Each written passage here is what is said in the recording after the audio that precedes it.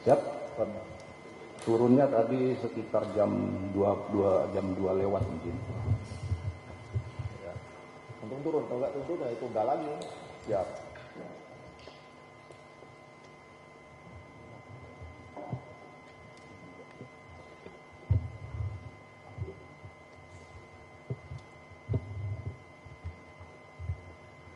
Takut hadir lagi, takut.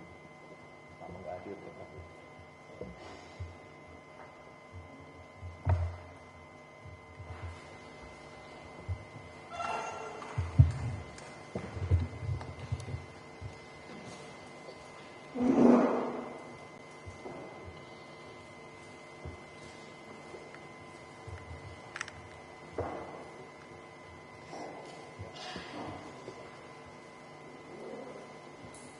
Mulai ya.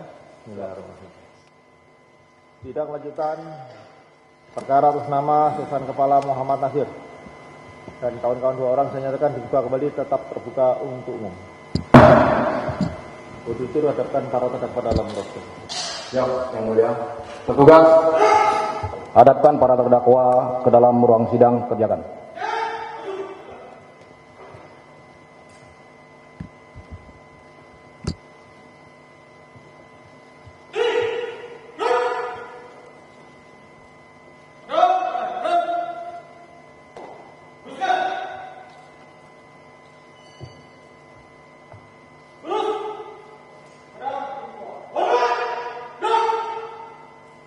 Ya.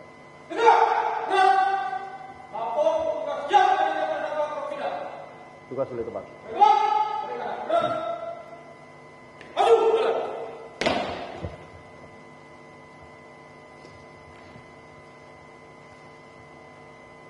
Siap, saudara. Ya, hari ini agendanya pembacaan tuntutan untuk militer sempat mundur karena tuntutan juga baru turun dari Orjen TNI.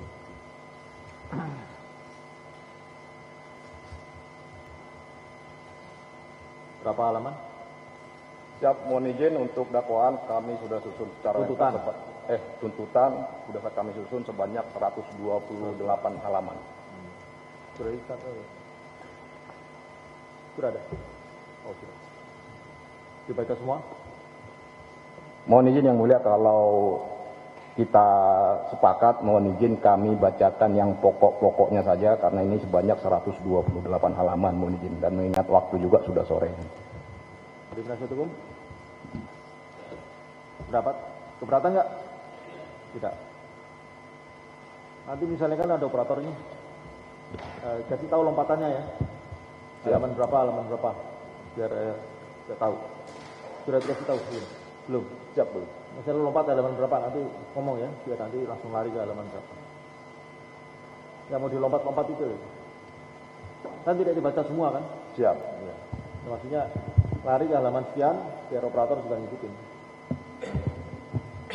Begitu? Siap. Ya. Terdakwa akan dibacakan tuntutan, terdakwa siap sempurna, dengarkan apa substansi dari tuntutan auditor militer, nanti akan kami tanya tentang tanggapan atas tuntutan tersebut. Hadap serong kiri, gerak. Ya. Sikap sempurna, dengarkan tuntutan, silakan. Siap, terima kasih Yang Mulia.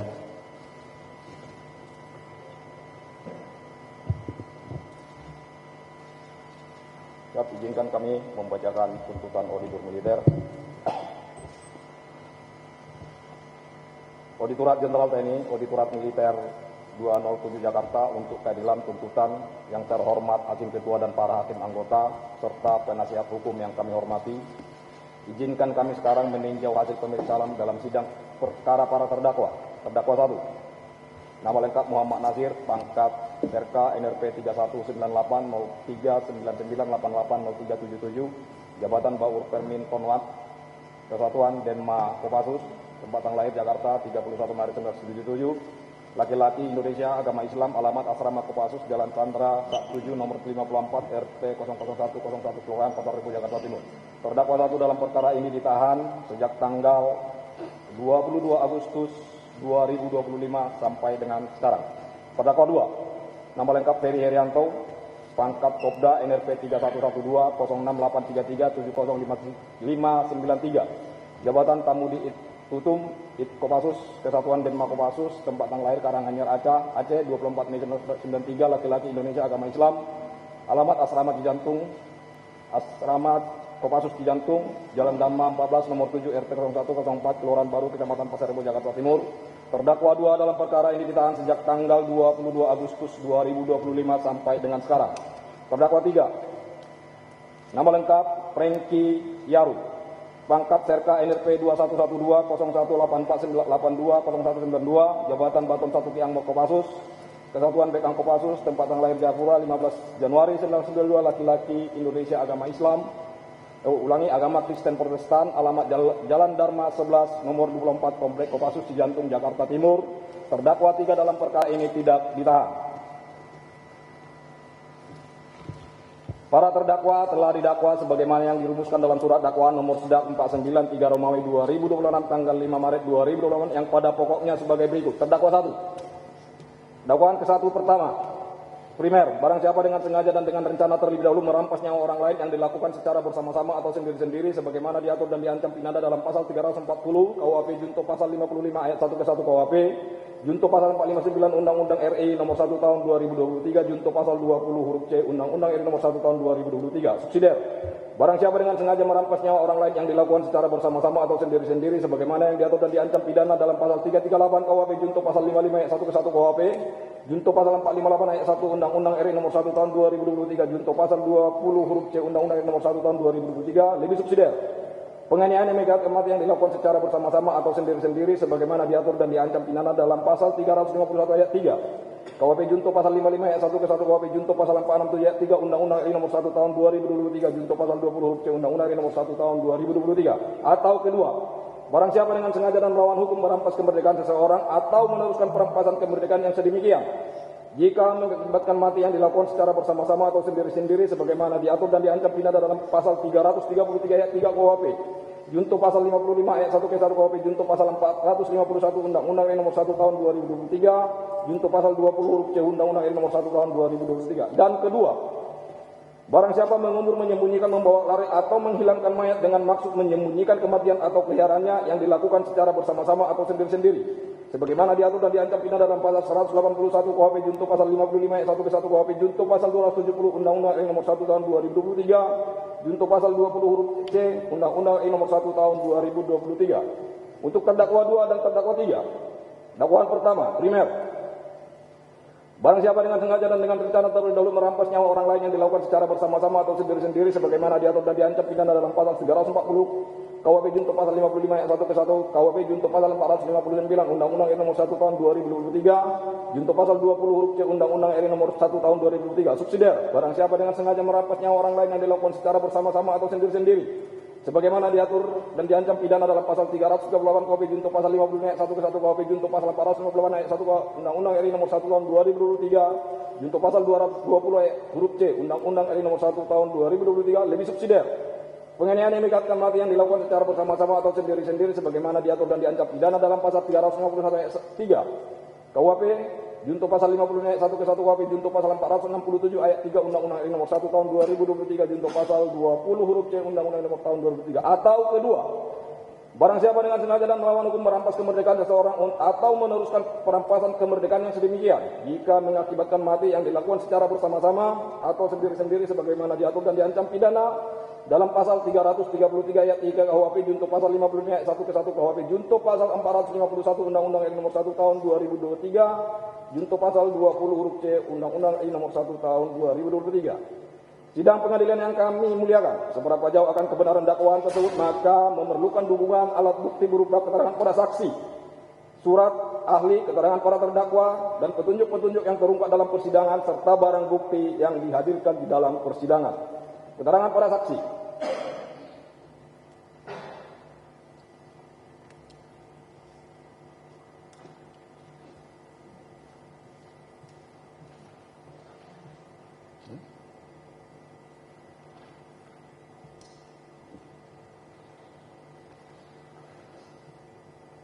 Mohon izin untuk keterangan para saksi maupun keterangan para terdakwa termasuk fakta-fakta yang terungkap di dalam persidangan tidak kami bacakan. Untuk kata-fakta kami bacakan sekaligus penguraian unsur-unsur. Mohon izin. Halaman berapa?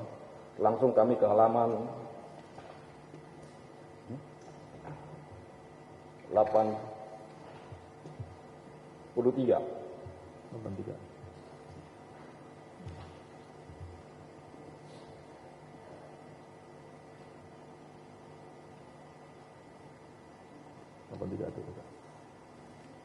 Itu 83 bukan?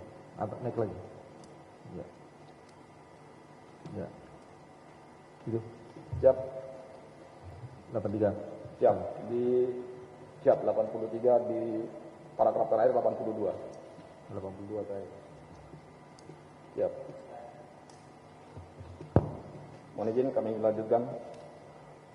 Sidang pengadilan yang kami muliakan, dari rangkaian fakta-fakta sebagaimana telah terungkap dalam persidangan, izinkan kami mengkaji sampai di mana terpenuhinya unsur-unsur delik seperti dirumuskan dalam surat dakwaan kami, bahwa dakwaan auditor militer terhadap terdakwa 1 disusun dalam bentuk gabungan, yaitu dakwaan ke-1 dalam bentuk alternatif, yaitu alternatif pertama primer pasal 340 KUHP junto pasal 55 ayat 1 ke-1 KUHP junto pasal 459 junto pasal 20 ayat huruf C Undang-Undang tahun 2023 subsidiar pasal 338 junto pasal 55 ayat 1 junto pasal 458 ayat 1 junto pasal 20 Undang-Undang RI nomor 1 tahun 2003 lebih subsidiar pasal 35 ayat 3 KUHP junto pasal 55 ayat 1 ke 1 KUHP junto pasal 467 ayat 3 junto pasal 20 Undang-Undang RI nomor 1 tahun 2003 atau alternatif kedua pasal 333 ayat 3 KUHP junto pasal 55 ayat 1 ke 1 KUHP junto pasal 451 Undang-Undang RI nomor 1 tahun 2023 junto pasal 20 Undang-Undang RI nomor 1 tahun 2023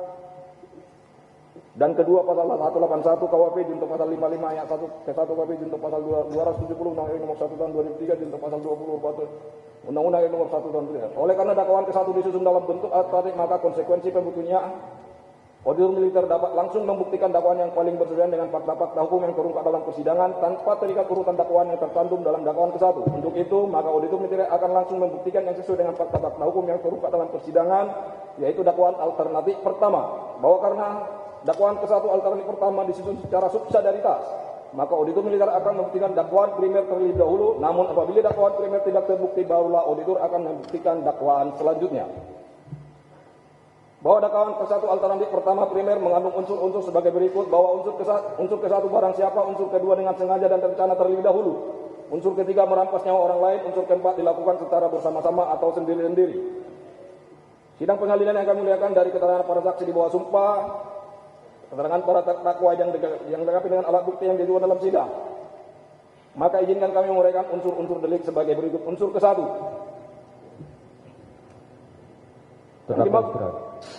para terdakwa istirahat. Ya, lanjut. Yang dimaksud dengan barang siapa menurut undang-undang adalah setiap orang yang tunduk pada peraturan perundang-undangan Republik Indonesia sebagaimana yang tercantum dalam pasal 2, pasal 5, pasal 7 dan pasal 8 KUHP, bahwa unsur barang siapa yaitu setiap orang yang tunduk dan dapat bertanggungjawabkan sebagai subjek hukum pidana di Indonesia serta mampu bertanggung jawab, artinya dapat dipertanggungjawabkan atas perbuatannya secara hukum. Subjek hukum tersebut meliputi semua orang sebagai warga negara Indonesia, sedangkan menurut pasal 52 KUHP yang dimaksud dengan barang siapa adalah setiap orang yang tunduk di bawah justisiabil peradilan militer. Dalam hal subjek hukum adalah prajurit TNI, maka pada waktu melakukan tindak pidana harus masih dalam dinas aktif, yakni belum mengakhiri atau diakhiri ikatan dinasnya. Berdasarkan keterangan para saksi di bawah sumpah dan keterangan terdakwa yang dilengkapi dengan barang bukti dan diajukan di depan sidang, telah terungkap fakta-fakta sebagai berikut, bahwa benar terdakwa 1 masuk menjadi prajurit TNI Angkatan Darat tahun 1998 melalui pendidikan secara rek di Pusdik Kopassus, setelah lulus dilantik dengan pangkat prada. Selanjutnya terdakwa mengikuti di Jurta Infanter di Pusdik Kopassus. Setelah lulus terdakwa ditugaskan sebagai Tabak Esroyon 21 Solo. Kemudian pada tahun 2010 terdakwa mengikuti pendidikan secabarek di Pusdik Kopassus. Setelah lulus terdakwa dilantik dengan pangkat Serda dan ditugaskan di Mako Denma Kopassus sampai saat melakukan perbuatan yang menjadi perkara ini dengan pangkat serta jabatan Baur Permin Tonwat Denma Kopassus. Bahwa benar terdakwa sebagai prajurit TNI Angkatan Darat juga sebagai warga negara Republik Indonesia, dan sebagai warga negara Republik Indonesia terdakwa adalah subjek hukum yang tunduk pada hukum dan peraturan perundang-undangan yang berlaku di negara kesatuan Republik Indonesia termasuk yang didakwakan sekarang ini. Bahwa benar terdakwa sehat jasmani dan rohani, dan secara objektif mampu bertanggung jawab atas segala perbuatan yang menurut ketentuan hukum pidana yang berlaku di Indonesia. Bahwa benar di persidangan terdakwa dapat menjawab semua pertanyaan-pertanyaan yang diajukan kepadanya dengan jawaban yang lancar dan bahasa Indonesia yang mudah dimengerti, dan di persidangan tidak ditemukan fakta-fakta yang menunjukkan terdakwa terganggu pertumbuhan jiwanya ataupun terganggu karena suatu penyakit sehingga dapat mempertanggungjawabkan perbuatannya. Bahwa benar terdakwa sampai dengan sekarang ini masih berdinas aktif sebagai prajurit TNI Angkatan Darat yang berdinas di Denmark Kopassus dan belum pernah diakhiri atau mengakhiri ikatan dinasnya sebagai prajurit TNI Angkatan Darat. Berdasarkan orientasi di atas, maka unsur ke-1 barang siapa telah terpenuhi secara sah dan meyakinkan. Unsur kedua, dengan sengaja dan rencana terlebih dahulu, bahwa yang dimaksud dengan sengaja adalah suatu perbuatan penyalahgunaan atau penganggapan itu bukan merupakan suatu kekeliruan penaksiran, tetapi kesengajaan atau dolus adalah merupakan bagian dari kesalahan yang menurut memori penjelasan yang dimaksud dengan kesengajaan adalah menghendaki dan menginsafi terjadinya suatu tindakan beserta akibatnya. Bahwa yang dimaksud dengan rencana terlebih dahulu sebagai berikut, bahwa dengan rencana terlebih dahulu dipandang ada jika si pelaku atau terdakwa dalam suatu waktu yang cukup telah memikirkan serta menimbang-nimbang dan kemudian menentukan waktu, tempat, cara, serta alat yang akan digunakan untuk melakukan pembunuhan. Bahwa pembunuhan yang dilakukan oleh si pelaku atau terdakwa telah dipikirkan akibat dari pembunuhan itu atau cara-cara lain sehingga orang lain tidak dengan mudah mengetahui bahwa ia atau terdakwalah pembunuhnya. Bahwa selain daripada itu, masalah lain yang tidak kalah penting ialah waktu antara perbuatan persiapan dengan pelaksanaan cukup bagi terdakwa untuk berpikir dengan tenang, sehingga waktu yang cukup itu tidak lagi merupakan suatu reaksi yang segera yang mengakibatkan terdakwa berkehendak untuk melakukan pembunuhan. Bahwa dalam pembunuhan berencana unsur utamanya adalah perencanaan, dan dalam memenuhi unsur tersebut harus memenuhi 3 syarat. Yaitu pertama, pelaku memutuskan hendak membunuh dalam keadaan tenang, tidak tergesa-gesa, dan tidak dalam keadaan emosi yang tinggi. Kedua, adanya waktu yang cukup dari timbulnya kehendak hingga pelaksanaan kehendak. Ketiga, melaksanakan kehendak dalam keadaan tenang. Bahwa dalam perkara pembunuhan berencana pada umumnya dilatar belakangi oleh motif balas dendam, kecemburuan, kesal, emosi, dan lain sebagainya. Bahwa perbedaan antara pembunuhan dengan pembunuhan berencana adalah terletak pada apa yang terjadi di dalam diri terdakwa sebelum melakukan pembunuhan. Dalam pembunuhan berencana diperlukan pikiran yang tenang sehingga antara putusan dengan pelaksanaan pembunuhan tidak merupakan kesatuan tetapi mempunyai tenggang waktu yang cukup untuk membatalkan niatnya untuk melakukan pembunuhan. Apabila mau untuk membatalkan niatnya untuk melakukan pembunuhan, apabila tidak, maka jangka waktu itu dapat dipergunakan sebagai petunjuk adanya suatu perencanaan. Bahwa yang penting di sini adalah apabila seseorang membuat rencana untuk melakukan pembunuhan di mana rencana itu telah diperhitungkan segala sesuatu dengan matang dan tenang dalam waktu yang cukup, maka semua persyaratan dengan sengaja dan direncanakan terlebih dahulu telah terpenuhi. Memang dalam unsur kedua ini selain unsur sengaja diharuskan adanya rencana terlebih dahulu untuk menimbulkan matinya orang lain. Bahwa berdasarkan keterangan para saksi bahwa sumpah dan keterangan terdakwa yang dilengkapi dengan alat bukti dalam sidang telah terungkap fakta-fakta sebagai berikut. Pertama, bahwa benar pada tanggal 17 Agustus 2020 sekira pukul 16.00 saksi 5 menemui terdakwa 1 di rumahnya di klaster Bukit Jasmin, BD 19, Perumahan Citra Indah City, Jonggol. Saat itu saksi 1 mengatakan kepada terdakwa 1 ada pekerjaan untuk menggertak orang. Terdakwa 1 menjawab, untuk apa Jok? Saksi 5 mengatakan, saya juga nggak tahu, hanya diminta untuk menggertak doang. Lalu terdakwa 1 minta untuk dipertemukan dengan orangnya. Bahwa benar selanjutnya sekitar pukul 20.00 terdakwa 1 dan saksi 5 bertemu dengan saksi 3 dan saksi 4 di kafe Selera Klasik Kota Wisata Cibubur. Dalam pertemuan tersebut saksi 3 menyampaikan kepada terdakwa 1 pekerjaan untuk menculuk seseorang pada tanggal 19 Agustus 2025. Tetapi terdakwa 1 mengatakan tidak mungkin karena waktunya terlalu mepet. Lalu saksi 3 menanyakan kepada terdakwa 1 bagaimana cara menculik atau mengambil orang. Terdakwa 1 menjawab teknisnya didius dan dibawa ke safe house. Setelah itu terdakwa 1 mengatakan untuk penculikan nanti akan diberikan kepada tim siluman.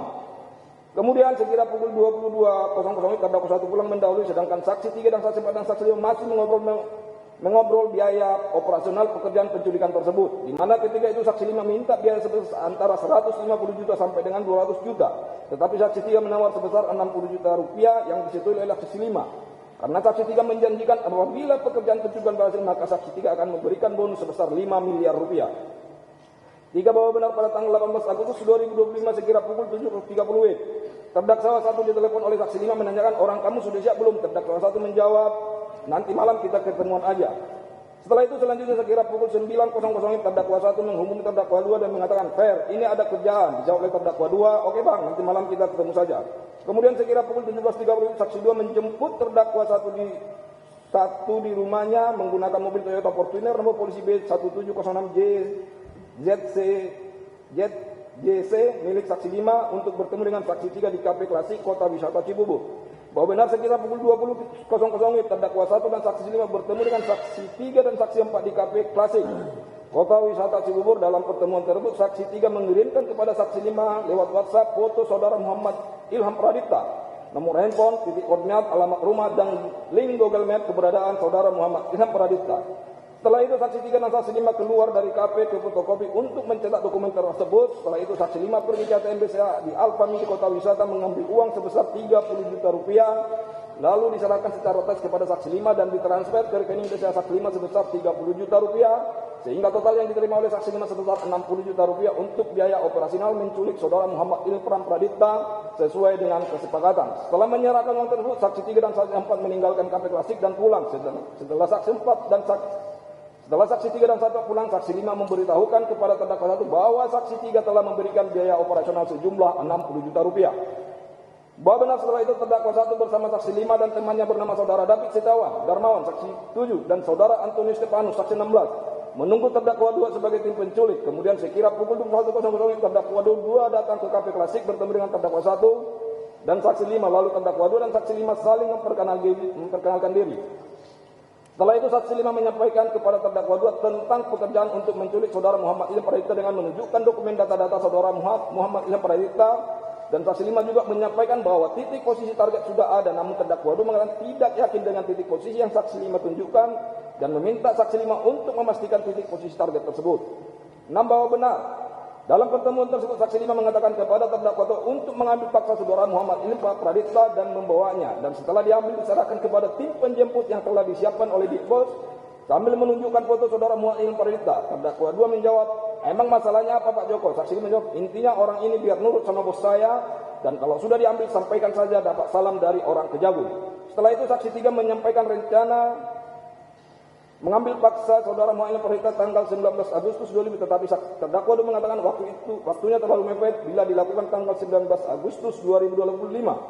Namun demikian terdakwa 2 mau melakukan penjualan terhadap saudara Muhammad Ilham Pradipta dan meminta saksi 5 untuk menyiapkan 1 buah handphone kosong untuk berkomunikasi serta menyiapkan uang sejumlah 5 juta rupiah hari Selasa tanggal 19 Agustus 2025. Setelah itu terdakwa 2 pulang dan saksi 5 memberikan uang sejumlah 1 juta rupiah kepada terdakwa 2 untuk uang bensin, dan saat itu saksi 5 menyerahkan kepada terdakwa 2 amplop warna coklat berisi foto Muhammad Ilham Pradipta dan kartu identitas. Bahwa benar setelah terdakwa 1 mengatakan kepada saksi 5 bahwa pembayaran kepada terdakwa 2 sebesar 100 juta rupiah harus dengan cash melalui terdakwa 1. Bahwa benar pada tanggal 19 Agustus sekira pukul 01.00 saksi 5 menerima pesan dari saksi 3 berisi titik lokasi, dan saksi 3 menyuruh agar mengecek titik lokasi tersebut. Selanjutnya terdakwa 1 bersama saksi 5, saksi 7 dan saksi 16 pergi ke titik lokasi tersebut menggunakan 2 mobil, yaitu Wuling Almas berisi terdakwa 1 dan saksi 7 serta mobil Xenia warna merah berisi saksi 5 dan saksi 16. Setibanya di titik lokasi tersebut yang ternyata adalah lokasi rumah di perumahan dari daerah Serpong, dan ketika itu saksi 5 memfoto rumah dan jalan. Setelah itu saksi 3 mengirimkan beberapa titik lokasi kepada saksi 5, diantaranya di sekitar M-Town, Gading Serpong, dan wilayah Bintaro, di mana terdakwa 1 bersama saksi 5 dan saksi 16 mengecek titik-titik lokasi tersebut sampai subuh. Bahwa benar sekira pukul 7.00 saksi 3 mengirimkan titik lokasi di daerah Cempaka Putih. Selanjutnya terdakwa 1 bersama saksi 5, saksi 7 dan saksi 16 berangkat ke titik yang dikirim oleh saksi 3 di daerah Bank BRI Kantor Cabang Pembantu Cempaka Putih dan berkumpul di sebuah warung kopi daerah Cempaka Putih. Ketika itu terdakwa 1 menyuruh saksi 5 mentransfer uang kepada terdakwa 2 sejumlah 5 juta rupiah, lalu saksi 5 mentransfer ke rekening BCA terdakwa 1 untuk ditransfer kepada terdakwa 2. Selanjutnya terdakwa 1 mentransfer uang tersebut kepada terdakwa 2. Bahwa benar selanjutnya saksi 5 menyuruh saksi 16 untuk mengecek keberadaan saudara Muhammad Ilham Pradipta di kantor cabang pembantu Bank BRI di dekat pasar Cempaka Putih. Sedangkan saksi 5 dan saksi 7 mengecek di kantor cabang pembantu Bank BRI lain di sekitar Cempaka Putih. Tidak lama kemudian saksi 16 mengabari saksi 5 bahwa saudara Muhammad Ilham Pradipta di kantor cabang pembantu Bank BRI dekat pasar Cempaka Putih. Selanjutnya terdakwa 1, saksi 5 dan saksi 7 menuju ke lokasi saksi 16, namun ternyata saudara Muhammad Iqbal sudah pergi. Lalu saksi 5 melaporkan kepada saksi 3 dan ketika itu saksi 3 menyuruh untuk menunggu. Karena saksi 3 telah mengutus 4 orang timnya untuk memantau saudara Muhammad yang pergi di rumahnya di daerah Serpong dan di kantor cabang pembantu Bank BRI Cempaka Putih. Bahwa benar sekira pukul 10.30 terdakwa 2 menelepon saudara Erasmus Wau. Saksi 8, di mana saat itu terdakwa 2 mengatakan kepada saksi 8, saudara ada kerjaan. Saksi 8 jawab, kerja apa bang? Dijawab oleh terdakwa 2, kalau saudara dekat mau mampir saja kita bahas dulu. Saksi 8 menjawab, ya sudah, kita mampir. Kemudian saksi 8 bersama saudara Johannes Rono Saberan, saksi 10, saudara Andre Tomatola, saksi 11, saudara Emmanuel Wodaberto, saksi 12, menemui terdakwa dia di warung soto Koperasi Kopassus Cijantung. Setelah bertemu terdakwa 2 mengatakan kepada saksi 8, saudara ini kita kan kata senior Big Boss dia suruh culik orang. Kalau orang sudah dapat bawa ke Big Boss. Saksi 8 menjawab, berarti kita culik dia. Dapat orangnya kita bawa ke dia. Setelah itu terdakwa 2 mengatakan ini orang yang akan kita culik. Sambil terdakwa dan menunjukkan foto saudara Muhammad Indah Pradita kepada saksi 8. Setelah itu terdakwa 2 mengatakan ini ada uang dari bos 50 juta. Nanti kita bagi. Saksi 8 bertanya, ini bos siapa bang? Dijawab oleh terdakwa 2, ada bos Arab. Lalu saksi 8 bertanya, ini orangnya emang siapa bang? Jawab terdakwa 2, orang Bank BRI Cempaka Putih. Saksi 8 bertanya lagi, dijemput paksa, langsung dibawa kemana? Terdakwa menjawab, cukup sampaikan salam saja dari orang Kejagung.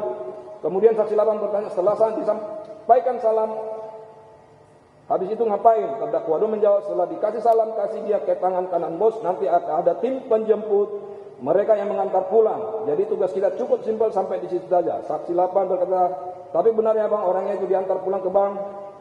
Terdakwa 2 menjawab iya. Setelah itu terdakwa 2, saksi 8 dan tema pulang ke tempat masing-masing. Bahwa benar pada tanggal 20 Agustus 2000 sekira pukul 05.00 saksi 5 bersama saudara Muhammad Umri berangkat dari rumah menuju kantor cabang BRI Cempaka Putih menggunakan mobil Toyota Fortuner nomor polisi B1706 JCJ yang dikemudikan oleh saksi 6 untuk memantau saudara Muhammad Ilham Pradita. Setibanya di daerah Cempaka Putih, saksi 5 dan saksi 6 berhenti di Alfamart dan memberitahukannya kepada terdakwa. Sekira pukul 09.00 terdakwa 1 datang dan langsung masuk ke dalam mobil saksi 5 sambil menunggu petunjuk dari saksi 3. Dan saat di dalam mobil saksi 3 menyerahkan uang kepada terdakwa 1 sejumlah 95 juta rupiah di dalam amplop sebagai uang operasional tim penculik. Dan 1 unit handphone merek Samsung untuk diserahkan kepada terdakwa 2. Bahwa benar sekira pukul 09.30 terdakwa 2 dan terdakwa 3 pergi ke kampung rambutan untuk menggunakan mobil Toyota Calya warna hitam maupun G1730RQ milik terdakwa untuk menarik mobil leasing Jinan. Desa Pinang. Ternyata setibanya di kampung rambutan tidak jadi menarik mobil. Selanjutnya terdakwa 2 dan terdakwa kembali ke asrama, namun dalam perjalanan terdakwa 1 menghubungi terdakwa 2 untuk mengajak bertemu di salah satu kafe di daerah Cempaka Putih. Selanjutnya terdakwa 2 mengajak terdakwa 3 untuk menemani dengan mengatakan, "Kaks, temani saya ke Cempaka Putih ya." Terdakwa 3 menjawab, "Oke sudah." Selanjutnya terdakwa 2 dan terdakwa 2 pergi menemui terdakwa 1. Setelah bertemu, terdakwa 1 mengobrol dengan terdakwa 2 dan memberikan kepada terdakwa 2 uang sejumlah 95 juta rupiah dan 1 unit handphone merek Samsung, sedangkan terdakwa 3 sibuk bermain game dan tidak mendengar pembicaraan terdakwa 1 dan terdakwa 2. Bahwa benar setelah menerima uang dari terdakwa selanjutnya terdakwa 2 menghubungi saksi 8 dan mengatakan, "Saudara, kita hari ini kemungkinan jadi ya." Dan terdakwa 2 mengajak saksi 8 untuk bertemu di Kafe Kungkung, Jakarta Pusat. Setibanya di Kafe Kungkung, terdakwa 2 dan terdakwa 3 bertemu dengan saksi 8, saksi 9, saksi 10, saksi 11 dan saksi 12. Lalu duduk satu meja di mana saat itu terdakwa 2 mengobrol dengan saksi 8, di mana saat itu terdakwa 2 menjelaskan lagi rencana penculikan terhadap saudara Muhammad Ilham Pradita. Dan ketika itu saksi 8 minta bayaran sebesar 100 juta rupiah dan dijawab oleh terdakwa dia, "Sudahlah, ini jangan dipikirkan, nanti habis ini kerjaan masih banyak." Setelah itu terdakwa 2 memberikan kepada saksi 8 uang sebesar 350.000 rupiah untuk membeli akban, masker, dan handuk kecil. Setelah itu terdakwa mengatakan, "Kita menunggu kabar dari orang yang intai." Bahwa benar ketika di Kafe Kungkung saksi 8 mengatakan, "Bila setelah saudara Ilham Pradita berhasil diculik, maka lokasi secara terima dilakukan di lahan kosong, akan tetapi tidak sepakat hingga akhirnya disepakati di daerah Rumah Sakit Fatmawati." Bahwa benar sekira pukul 13.00 tim pemantau dari saksi 3 yaitu saudara Ahmad Syukur saksi 13 mengirimkan kepada saksi 5 lokasi terkini saudara Muhammad Ilham Pradita di Lote Mat Pasar Rebo. Berikut data kendaraan yang digunakan saudara Muhammad Ilham Pradita yaitu Suzuki R3 warna hitam. Selanjutnya terdakwa 1 bersama saksi 5 dan saksi 6 berangkat menuju Lote Mat Pasar Rebo menggunakan mobil Toyota Fortuner maupun B1706 JCJ. Dalam perjalanan saksi 5 mengirimkan lokasi tersebut kepada terdakwa 2 Lalu terdakwa 2 mengirimkan kepada saksi 8 bahwa benar selanjutnya terdakwa 2 dan terdakwa 3 berangkat menuju Lotte Mart Pasar Rebo menggunakan mobil Toyota Calya warna hitam nomor polisi G1730RQ yang dikemudikan oleh terdakwa 2 diikuti oleh saksi 8, saksi 9, saksi 10, saksi 11, saksi 12 menggunakan mobil Toyota Avanza warna putih nomor polisi A1371 POA yang dikemudikan oleh saksi 12, dan ketika itu terdakwa 2 menyuruh saksi 9, saksi 10, saksi 11, dan saksi 12 untuk mematikan semua handphone kecuali handphone terdakwa 2 dan saksi 8 serta terdakwa 3 yang bermain game. Bahwa benar setelah tiba di Lotte Mart, terdakwa 2 menyuruh saksi 8 supaya parkir di belakang mobil Suzuki R3 milik Muhammad Ilham Pradipta. Sedangkan terdakwa 2 meninggalkan mobilnya di dekat kantin Lotte Mart, lalu terdakwa 2 dan terdakwa 3 masuk ke dalam kantin, dan saat itu terdakwa makan di kantin, sedangkan terdakwa 2 memantau saudara Muhammad Ilham Pradipta yang berada di dalam kantin bersama satu orang temannya, dan ketika itu terdakwa memfoto dan videokan saudara Muhammad Ilham Pradipta di dalam kantin Lotte Mart menggunakan handphone dan mengirimkannya kepada saksi 8. Bahwa benar pada saat di Lotte Mart terdakwa 1 bersama saksi 5 dan saksi 6 memarkirkan mobil Toyota Porno digunakan di depan Lotte Mart memantau situasi, namun karena ramai pindah ke pinggir jalan di depan Lotte Mart. Bahwa benar kemudian terdakwa 2 memindahkan mobilnya tepat di belakang mobil Suzuki R3 milik saudara Muhammad Ilham Pradipta, sedangkan saksi 8 memindahkan mobilnya di samping kanan mobil saudara Muhammad Ilham Pradipta. Bahwa benar sekira pukul 16.20 terdakwa 2 melihat saudara Muhammad Ilham Pradipta keluar dari Lotte Mart, lalu terdakwa 2 menghubungi saksi 8 mengatakan saudara itu orang sudah mengarah ke mobil, dan pada saat itu saudara Muhammad Pradipta akan masuk ke dalam mobil. Saksi 8 yang duduk di kursi depan langsung keluar dari mobil diikuti oleh saksi 11 yang duduk di kursi tengah selanjutnya langsung memegang saudara Muhammad Ilham Pradipta dan dimasukkan secara paksa ke dalam mobil Toyota Avanza warna putih dengan cara saksi 8 mendorong saksi 11 memegang tangan dan badan korban dan ikut mendorong masuk ke dalam mobil. Setelah badan korban masuk ke dalam mobil, saksi 9 menarik leher korban agar cepat masuk ke dalam mobil. Setelah itu korban, saksi 6 dan saksi 9 masuk ke dalam mobil Avanza warna putih langsung keluar dari Lotte Mart. Bahwa benar pada saat di dalam mobil, saudara Muhammad Ilham Pradipta didudukkan di kursi tengah diapit oleh saksi 10 dan saksi 11. Kemudian saksi 9 duduk di jok belakang memegang bahu saudara Muhammad Ilham Pradipta, sedangkan saksi 12 sebagai pengemudi dan saksi 8 duduk di samping kiri pengemudi. Dalam perjalanan saksi 8 menutup mulut dan mata saudara Muhammad Ilham Pradipta menggunakan lakban serta mengikat kaki dan tangan menggunakan lakban warna hitam, dan saat itu saksi 8 mengatakan kepada saudara Muhammad Ilham Pradipta, salam dari orang Kejagung, selanjutnya menurut daerah Rumah Sakit Fatmawati.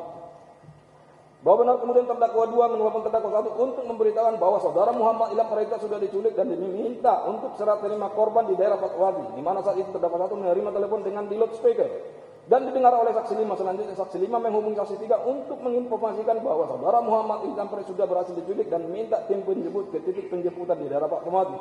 Bahwa setelah mendapat informasi dari saksi 5, selanjutnya saksi 3 menghubungi saksi 2, namun saat itu saksi 2 mengirimkan nomor handphone saudara Egy kepada saksi 5 dan saksi 5 mengirimkan nomor saudara Egy dan saksi 3 mengirimkan nomor saudara Egy kepada saksi 5 untuk koordinasi tempat penjemputan, namun tim penjemput yang dikatakan oleh saksi 3 tidak ada. Bahwa benar karena tim penjemput tidak ada di daerah Fatmawati, maka saksi 8 memutar ke Cawang, dan setiba di daerah Cawang saudara Muhammad Ilham Pradipta meronta, lalu saksi 8 memungut saudara Muhammad itu sebanyak 4 kali ke bagian dada menggunakan tangan mengepal. Kemudian saksi 8 menghubungi terdakwa dan mengatakan untuk bertemu di kolong flyover Kemayoran, dan apabila tim penjemput tidak datang maka saksi 8 akan melepaskan saudara Muhammad Ilham Pradipta. Setelah mendapat telepon dari saksi 8, selanjutnya terdakwa 2 menghubungi saksi 5 dan mengatakan, saya kasih waktu 5 menit, sampai 5 menit target tidak kamu ambil, ini bakal aku lepasin dan kamu akan saya cari Joko dan kamu yang aku habisin. Mendengar ancaman terdakwa 2 tersebut, saksi 5 bertanya kepada terdakwa apa yang harus dilakukan. Terdakwa 1 menjawab, ya sudah, kalau disuruh gitu mau nggak mau kita harus lakuin, ya udah kita jemput pakai mobilmu. Bahwa benar setelah tiba di kolong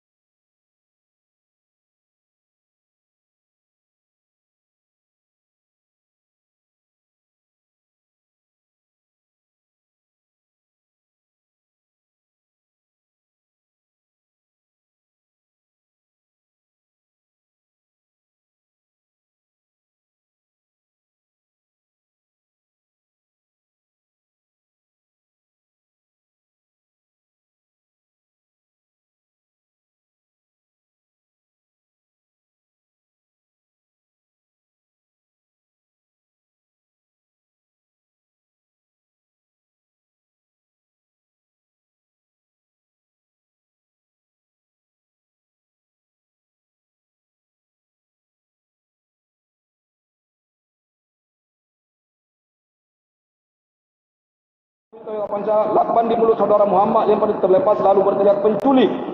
Selanjutnya saksi 8 mendorong dan menendang saudara Muhammad Ilham Pradipta masuk ke dalam mobil Toyota Fortuner lewat pintu kiri dan dibantu terdakwa 1 menarik kerah baju dan kepala saudara Muhammad Ilham Pradipta supaya masuk ke dalam mobil Toyota Fortuner.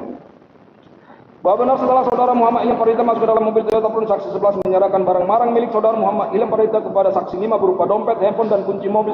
Selain itu juga diserahkan lakban dan handuk kecil. Bahwa benar setelah saudara Muhammad Ilham Pradipta masuk ke dalam mobil Toyota Fortuner, tempatkan di bawah di sela-sela antara jok depan dengan jok tengah dengan posisi ditidurkan menghadap ke belakang, di mana saat itu terdakwa 1 duduk di jok tengah sebelah kanan menginjak bahu saudara Muhammad Ilham Pradipta dan melilitkan handuk kecil warna pink ke leher saudara Muhammad Ilham Pradipta hingga kepalanya terangkat, sementara saksi 5 duduk di kursi tengah sebelah kiri menginjak paha saudara Muhammad Ilham Pradipta. Sedangkan saksi 6 sebagai pengemudi. Bahwa benar setelah saudara Muhammad Ilham Pradipta pindahkan ke mobil Toyota Fortuner, selanjutnya terdakwa 2 terdakwa saksi 8 sebesar 45 juta rupiah. Setelah itu saksi 8, 9, 10, 11, 12 pulang ke rumahnya di Jalan Johor Baru, Jakarta Pusat. Bahwa benar setelah itu terdakwa 2 dan terdakwa 3 pulang ke rumah di asrama di Jantung, Jakarta Timur, dan setelah sampai terdakwa 2 memberikan uang kepada terdakwa 3 sebesar 1 juta rupiah. Bahwa benar setelah menerima saudara Muhammad Ilham Pradipta, saksi 5 menghubungi saksi 3 untuk menanyakan tim penjemput. Namun ketika itu nomor handphone saksi 3 sudah tidak dapat dihubungi, dan karena saksi 3 tidak dapat dihubungi dan tim penjemput tidak ada, maka terdakwa 2 bersama saksi 5 dan saksi 6 membawa saudara Muhammad Ilham Pradipta menuju Kalimanang lalu masuk ke dalam tol ke arah Kerawang, dan dalam perjalanan saudara Muhammad Ilham Pradipta meronta lalu terdakwa 1 menendang saudara Muhammad Ilham Pradipta menggunakan kaki bagian tumit ke arah dada dan menendang perut bagian samping atau rusuk menggunakan kaki dengan posisi terdakwa 1 berdiri di jok. Setelah itu saudara Muhammad Ilham Pradipta diam dan tidak melawan lagi, namun sesekali terdengar suara mengerang menahan sakit. Bahwa benar selama dalam perjalanan terdakwa 1 melilitkan handuk kecil yang warna pink di leher Muhammad saudara Ilham Pradipta dan menarik ke atas hingga kepala saudara Muhammad Ilham Pradipta terangkat, dan saat di tol becak kayu terdakwa 1 melihat saudara Muhammad Ilham Pradipta sudah lemas di bawah lantai mobil. Bahwa benar dalam perjalanan saksi 5 menghubungi saksi 7 supaya mengikuti mobil saksi 5 dengan mengirimkan slot terkini, dan tidak lama kemudian saksi 7 mengirim pesan kepada saksi 5 mengatakan bahwa saksi 7 sudah berada di belakang mobil saksi 5. Selanjutnya mobil saksi 5 berhenti dan saksi 7 masuk ke dalam mobil Fortuner menggantikan saksi 6 mengemudikan mobil Toyota Fortuner, dan setelah digantikan saksi 6 pulang diantar oleh saksi 16. Bahwa benar saksi 7 tidak hafal bahwa benar karena saksi 7 dihafal jalan, maka saksi 7 digantikan oleh saksi 5 sebagai pengemudi. Lalu saksi 7 pindah ke jok tengah dan melihat saudara Muhammad Ilham Pradipta di lantai jok tengah dengan keadaan tidak bergerak namun badan masih hangat. Dan saksi 7 juga melihat terdakwa 1 memegang handuk kecil warna pink yang dililitkan di leher saudara Muhammad Ilham Pradipta. Bahwa benar selama berada di dalam mobil Toyota Fortuner, saudara Muhammad Ilham Pradipta tidak ada dikasih minum maupun makan. Bahwa benar pada tanggal 21 Agustus 2020 sekira pukul 00.30 sampai di daerah Pesawan di Dalmasnik, Kampung Karang Kesambung, Kecamatan Nagasari, Kecamatan Serang Baru. Selanjutnya terdakwa 1 turun dari mobil kanan dari pintu kanan mobil lalu menurunkan saudara Muhammad Ilham Pradipta yang sudah tidak bergerak dengan cara menarik handuk yang terlilit di leher saudara Muhammad Ilham Pradipta, dibantu oleh saksi 5 megang kaki saudara Muhammad Ilham Pradipta. Setelah diturunkan lalu terdakwa 1 menarik saudara Muhammad Ilham Pradipta menggunakan handuk kecil warna pink yang terlilit di leher sejauh kurang lebih 2 meter dan meletakkannya di pinggir persawahan. Bahwa benar terdakwa 1 menyadari dan mengetahui dengan mendendang menggunakan kaki bagian tumit ke dada almarhum Muhammad Ilham Pradipta dapat berakibat fatal karena adanya organ penting di bagian dada. Demikian juga melilitkan handuk di leher almarhum Muhammad Ilham Pradipta dan meraihnya ke atas hingga kepala terangkat dapat berakibat fatal hingga menimbulkan kematian kepada saudara Muhammad Ilham Pradipta. Bahwa berdasarkan fakta hukum sejak awal saksi 2, saksi 3, saksi 4, saksi 5 merencanakan untuk menculik secara paksa saudara Muhammad Ilham Pradipta untuk selanjutnya diserahkan tim penjemput saksi 2 guna diajak bekerjasama menggeser uang dari rekening Seril Darmadi ke rekening penampung yang disiapkan oleh saksi 2 dengan memakai aparat yaitu terdakwa 1. Lalu kemudian terdakwa 1 meminta terdakwa 2 untuk ikut menculik. Selanjutnya terdakwa 3 meminta saksi 8 dan timnya untuk menculik almarhum saudara Muhammad Ilham. Bahwa sejak awal terdakwa 1 tidak merencanakan terlebih dahulu dan tidak ada niat untuk menghilangkan nyawa korban almarhum Muhammad Ilham Pradipta. Terdakwa 1 hanya diperintah oleh saksi 3 dan saksi 5 untuk menculik almarhum Muhammad Ilham Pradipta dan menyerahkannya kepada tim penjemput yang disiapkan oleh saksi 2. Namun karena penjemput yang disiapkan oleh saksi tidak ada, hal tersebut membuat terdakwa 1 dan saksi 5 bingung hingga akhirnya membawa almarhum Muhammad Ilham Pradipta keliling hingga ke Kerawang dan melakukan pembunuhan serta terdakwa 1 melilitkan handuk di leher almarhum Muhammad Ilham Pradipta sambil ditarik ke atas yang membuat almarhum Muhammad Ilham Pradipta meninggal dunia. bahwa berdasarkan nurani tersebut maka unsur kedua dengan sengaja dan rencana terlebih dahulu tidak terpenuhi secara sadar dan meyakinkan. Bahwa oleh karena unsur kedua dakwaan primer dengan sengaja dan dengan rencana tersebut tidak terbukti, maka auditor militer tidak perlu lagi membuktikan, menguraikan dan membuktikan unsur ketiga merampas nyawa orang lain dan unsur keempat yang dilakukan secara bersama-sama. Bahwa berdasarkan yang diuraikan di atas, yang merupakan fakta hukum yang diperoleh persidangan, auditor berpendapat bahwa terdakwa satu tidak terbukti secara sadar dan meyakinkan melakukan tindak pidana barang siapa dengan sengaja dan rencana dahulu merampas nyawa orang lain yang dilakukan secara bersama-sama atau sendiri-sendiri sebagaimana yang diatur dan diancam menurut pasal 340 junto pasal 55 ayat 1 ke 1 KUHP junto pasal 58 ayat 1 junto pasal 20 huruf C Undang-Undang RI nomor 23. Bahwa oleh karena dakwaan primer tidak terbukti secara sah dan meyakinkan, maka auditor militer akan membuktikan dakwaan berikutnya, yaitu dakwaan subsidiar, yaitu barang siapa dengan sengaja merampas nyawa orang lain yang dilakukan secara bersama-sama atau sendiri-sendiri sebagaimana diancam dalam pasal 333 KUHP junto pasal 55 ayat 1 ke 1 yang mengunsur-unsurnya sebagai berikut. Unsur ke-1 barang siapa, unsur kedua dengan sengaja merampas nyawa orang lain, unsur ketiga yang dilakukan secara bersama-sama atau sendiri-sendiri. Dari keterangan para saksi di bawah sumpah, keterangan terdakwa yang dilengkapi dengan barang bukti yang diajukan dalam sidang, maka izinkan kami menguraikan unsur-unsur delik sebagai berikut. Unsur ke-1 barang siapa, bahwa karena unsur ke-1 telah terbukti sebagaimana dalam pembuktian unsur dakwaan primer, maka tidak perlu kami uraikan kembali. Unsur kedua dengan sengaja dan merampas nyawa orang lain, bahwa yang dimaksud dengan sengaja adalah suatu perbuatan penyalahgunaan atau penganggapan itu bukan merupakan suatu keluar penafsiran, tetapi kesengajaan atau dolus adalah merupakan bagian dari kesalahan atau skul. Menurut memori penjelasan, yang dimaksud dengan sengaja adalah menghendaki dan menginsafi terjadinya suatu tindakan beserta akibatnya. Bahwa ditinjau dari tingkatan atau gradasi kesengajaan terbagi menjadi 3, yaitu kesengajaan sebagai tujuan, yang berarti terjadinya suatu tindakan atau akibat tertentu adalah betul-betul sebagai perwujudan dari maksud atau tujuan dari pengetahuan dari si pelaku. Kesengajaan dengan sadar kepastian atau keharusan yang menjadi sandaran si pelaku atau terdakwa tentang tindakan dan akibat tertentu itu. Dalam hal ini termasuk tindakan atau akibat-akibat lain yang dipastikan atau harus terjadi. Kesengajaan dengan menyadari kemungkinan atau disebut dengan juga sebagai kesengajaan bersyarat yang menjadi sandaran ialah sejauh mana pengetahuan atau kesadaran si pelaku atau terdakwa tentang tindakan atau akibat terlarang atau beserta tindakan atau akibat-akibatnya yang mungkin terjadi. Untuk mengetahui apakah perbuatan si pelaku terdakwa itu termasuk dalam tingkatan atau gradasi pertama, kedua atau ketiga, maka harus diketahui terlebih dahulu apakah memang si pelaku atau terdakwa itu sudah mempunyai niat atau maksud atau tujuan untuk melakukan perbuatan beserta akibatnya yang dalam hal ini pembunuhan.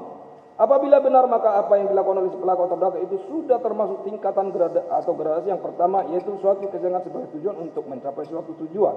Bahwa yang dimaksud dengan pengertian merampasnya orang lain dalam kejahatan ini tidak dirumuskan perbuatan, akan tetapi hanya akibatnya, yaitu matinya orang lain. Oleh sebab itu pembunuhan ini termasuk delik material, bahwa setiap perbuatan apapun yang dapat mengakibatkan mati orang lain seperti memukul, mencekik, menusuk, menembak dan sebagainya yang dilakukan dengan sengaja merupakan pembunuhan. Bahwa yang dimaksud dengan mati adalah hilangnya nyawa atau lepasnya jiwa seseorang dari jasad atau tubuhnya. Bahwa berdasarkan keterangan para saksi di bawah sumpah, keterangan terdakwa yang dilengkapi dengan barang bukti yang dijadikan telah terungkap fakta-fakta sebagai berikut.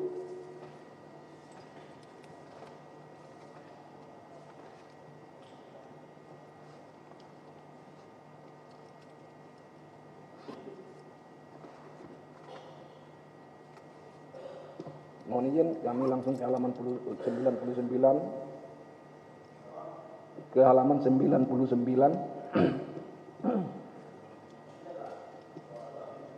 Habis yang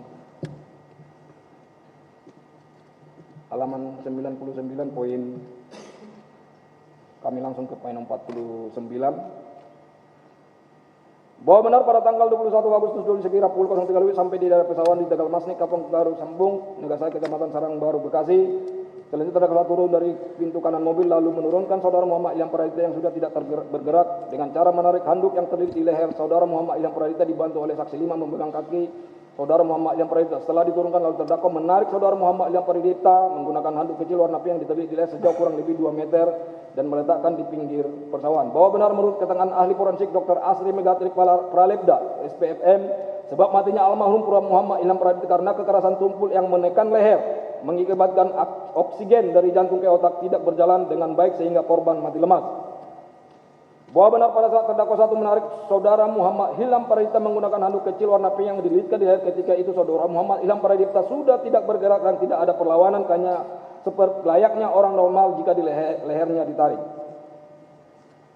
Bahwa benar pada saat terdakwa meletakkan saudara Muhammad Ilham Pradipta di pinggir pesawat dalam kondisi kaki terikat, tangan terikat, dan mulut dilakban warna hitam.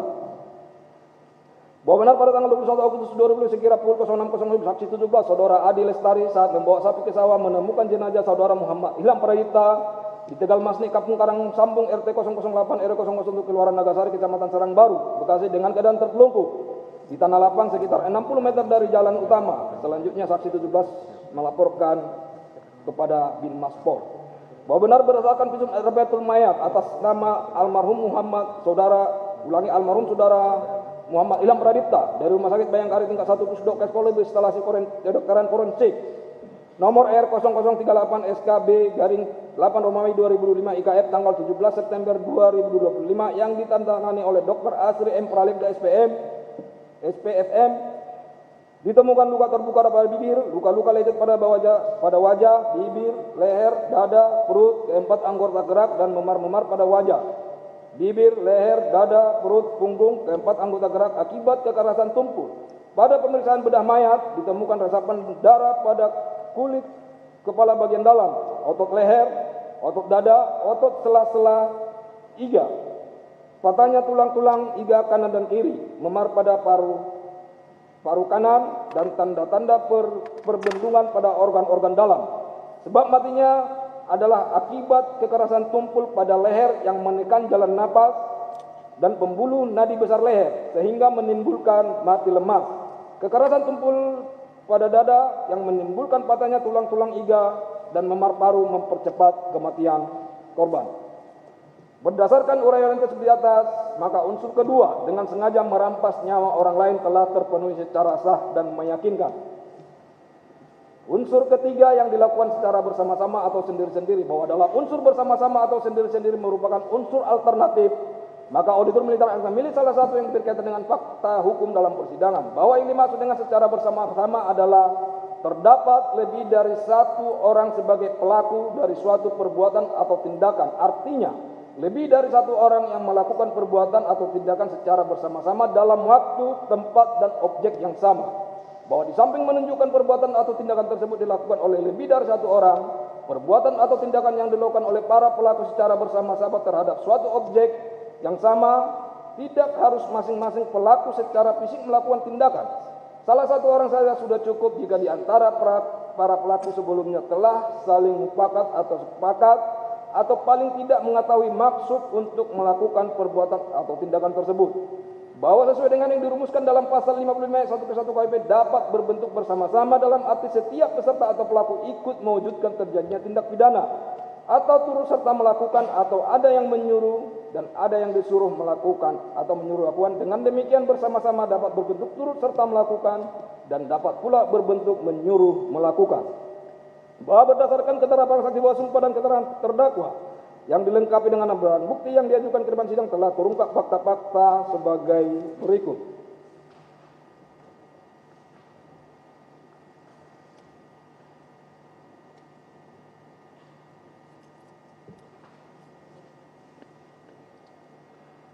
Mohon izin kami langsung ke halaman 104 karena uraiannya sama. 104 poin angka 20 angka 30.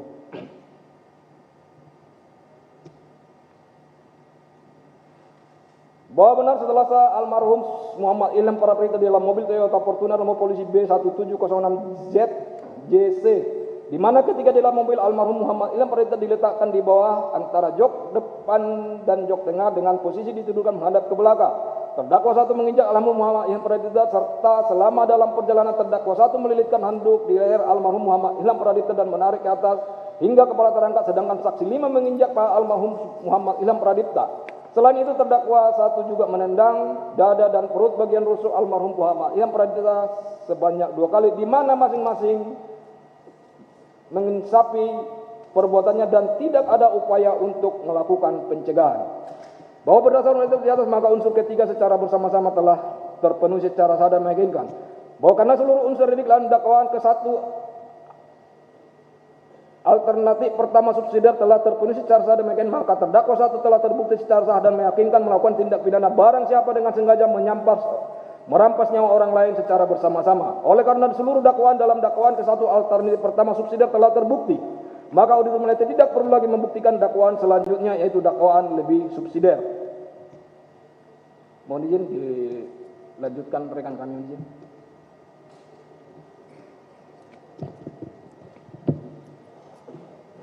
Bahwa selanjutnya auditor militer akan membuktikan unsur-unsur delik dalam dakwaan kumulatif kedua, yaitu barang siapa mengubur, menyembunyikan, membawa lari atau menghilangkan mayat dengan maksud menyembunyikan kematian atau kelahirannya yang dilakukan secara bersama-sama atau sendiri-sendiri yang mengandung unsur-unsur sebagai berikut.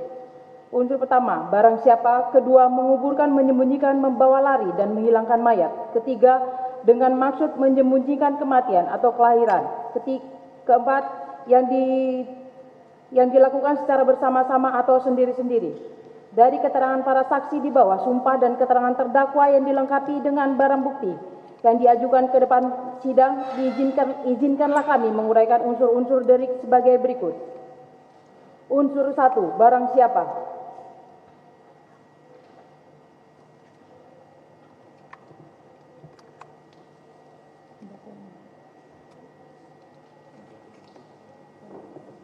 Mohon izin, untuk unsur ke-1, barang siapa sama dengan unsur yang sebelumnya. Kami akan langsung unsur kedua, mengubur, menyembunyikan, membawa lari atau menghilangkan mayat. Bahwa yang dimaksud dengan mengubur adalah menanam atau menempatkan dalam hal ini mayat di dalam tanah.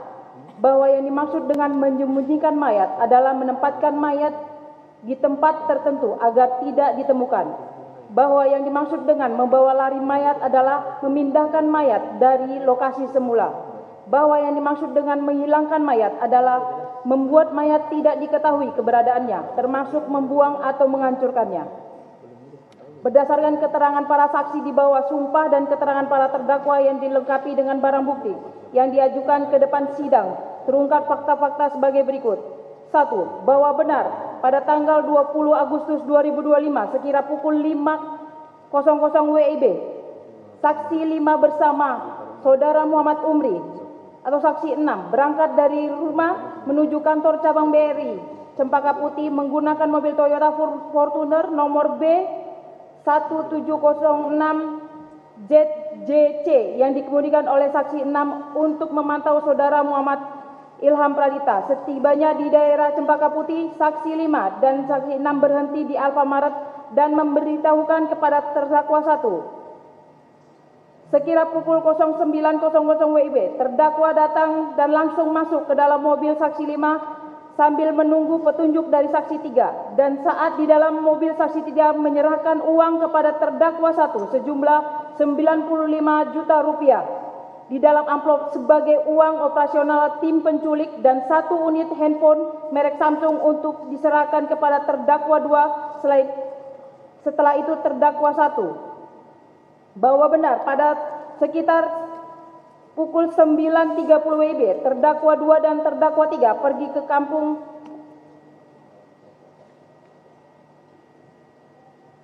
mohon izin akan kami lanjutkan, izin ke halaman 108 ke nomor 24 izin. Bahwa benar karena saksi 7 tidak hafal jalan, maka saksi 7 digantikan oleh saksi 5 sebagai pengemudi, lalu saksi 7 pindah ke jok tengah dan melihat saudara Muhammad Ilham Pradita di lantai jok tengah dengan keadaan tidak bergerak namun badannya masih hangat. Dan saksi 7 juga melihat terdakwa 1 memegang handuk kecil warna pink yang dililitkan di leher saudara Muhammad Ilham Pradita. Bahwa benar selama di dalam mobil Fortuner, saudara Muhammad Ilham Pradita tidak ada dikasih minum maupun makan. Bahwa benar pada tanggal 21 Agustus 2025 sekira pukul 9.00 0030 WIB sampai di daerah persawahan di Tengam, Tegal Masnik, Kampung Karang Sambung, Kelurahan Nagasari, Kecamatan Serang Baru, Bekasi. Selanjutnya terdakwa 1 turun dari pintu kanan mobil lalu menurunkan saudara Muhammad Ilham Pradipta yang sudah tidak bergerak dengan cara menarik handuk yang dililit di leher saudara Muhammad Ilham Pradipta dibantu oleh saksi 5 memegang kaki saudara Muhammad Ilham Pradipta. Setelah diturunkan, lalu terdakwa 1 menarik saudara Muhammad Ilham Pradipta menggunakan handuk kecil warna pink yang terlilit di leher sejauh kurang lebih 2 meter yang letaknya di pinggir persawahan. Bahwa benar pada saat terdakwa 1 menarik saudara Muhammad Ilham Pradipta menggunakan handuk kecil pink yang dililitkan di leher, ketika itu saudara Muhammad Ilham Pradipta sudah tidak bergerak dan tidak ada perlawanan layaknya orang normal jika lehernya ditarik. Bahwa benar pada saat terdakwa meletakkan saudara Muhammad Ilham Pradipta di pinggir persawahan dalam kondisi kaki terikat, tangan terikat dan mulut dilakban warna hitam. Berdasarkan uraian tersebut di atas, maka unsur kedua menyembunyikan mayat telah terpenuhi secara sah dan meyakinkan. Unsur ketiga dengan maksud menyembunyikan kematian dan kelahiran. Kata-kata dengan maksud adalah merupakan penggantian kata dengan sengaja, yaitu merupakan salah satu bentuk kesalahan dari si pelaku. Menurut SPT, yang dimaksud dengan sengaja adalah menghendaki dan menginsyafi terjadi suatu tindakan beserta akibatnya, di mana dengan maksud di sini adanya tujuan tertentu yang hendak dicapai, yang dalam hal ini yaitu menyembunyikan kematian. Berdasarkan keterangan para saksi di bawah sumpah dan keterangan para terdakwa yang dilengkapi dengan barang bukti yang diajukan ke depan sidang, terungkap fakta-fakta sebagai berikut. Mohon izin akan kami lanjutkan ke halaman 110.9. Bahwa benar tujuan terdakwa 1 merupakan bersama saksi 5 dan saksi 7 menempatkan almarhum saudara Muhammad Ilham Pradipta di daerah persawahan di Tegal Masnik, Kampung Karang Sambung, Kelurahan Nagasari, Kecamatan Serang Baru, Bekasi pada tanggal 21 Agustus 2025 sekira pukul 00.30 WIB dini hari adalah agar kematian almarhum saudara Muhammad Ilham Pradipta tidak diketahui atau tidak dilihat oleh orang lain atau masyarakat umum. Berdasarkan uraian tersebut di atas, maka unsur ketiga menyembunyikan kematian telah terpenuhi secara sah dan meyakinkan. Unsur keempat dilakukan secara bersama-sama atau sendiri-sendiri. Bahwa dalam unsur bersama-sama atau sendiri-sendiri merupakan unsur alternatif, maka auditor militer akan memilih salah satu yang berkaitan dengan fakta dalam persidangan. Bahwa yang dimaksud dengan secara bersama-sama adalah terdapat lebih dari satu orang yang sebagai pelaku dan suatu perbuatan atau tindakan, artinya lebih dari satu orang yang melakukan perbuatan atau tindakan secara bersama-sama dalam waktu, tempat, dan objek yang sama. Bahwa di samping menunjukkan perbuatan atau tindakan tersebut dilakukan oleh lebih dari satu orang, perbuatan atau tindakan yang dilakukan oleh para pelaku secara bersama-sama terhadap suatu objek yang sama, tidak harus masing-masing pelaku secara fisik melakukan tindakan. Salah satu orang saja sudah cukup jika di antara para pelaku sebelumnya telah saling mufakat dan sepakat atau paling tidak mengetahui maksud untuk melakukan perbuatan atau tindakan tersebut. Bahwa sesuai dengan yang dirumuskan dalam pasal 55 ayat 1 ke 1 KUHP dapat berbentuk sama-sama dalam arti setiap peserta pelaku ikut mewujudkan terjadinya tindak pidana atau turut serta melakukan atau ada yang menyuruh dan ada yang disuruh dilakukan. Dengan demikian bersama-sama dapat berbentuk turut serta melakukan dan dapat pula berbentuk menyuruh melakukan. Berdasarkan keterangan para saksi di bawah sumpah dan keterangan para terdakwa yang dilengkapi dengan barang bukti diajukan ke depan sidang, terungkap fakta-fakta sebagai berikut. 1. Bahwa benar pada tanggal 21 Agustus 2025 sekira 00.30 WIB sampai di daerah persawahan di Tegal Masnik, Kampung Karang Sambung, Kelurahan Nagasari, Kecamatan Serang Baru, Bekasi. Selanjutnya terdakwa 1 turun dari pintu kanan mobil lalu menurunkan saudara Muhammad Ilham Pradipta yang sudah tidak bergerak dengan cara terdakwa menarik handuk yang terlilit di leher saudara Muhammad Ilham Praipta dibantu oleh saksi 5 memegang kaki saudara Muhammad Ilham Praipta. Setelah diturunkan, lalu terdakwa 1 menarik saudara Muhammad Ilham Praipta menggunakan handuk kecil warna pink yang terlilit di leher sejauh kurang lebih 2 meter dan meletakkan di pinggir persawahan. Bahwa benar pada saat terdakwa 1 menarik saudara Muhammad Ilham Praipta menggunakan handuk kecil warna pink yang dililitkan di leher, ketika itu saudara Muhammad Ilham Praipta sudah tidak bergerak dan tidak ada perlawanan layaknya orang normal jika lehernya ditarik. Bahwa benar pada saat terdakwa meletakkan saudara Muhammad Ilham Praipta di pinggir persawahan dalam kondisi kaki terikat, tangan terikat, dan mulut dilakban warna hitam. Berdasarkan uraian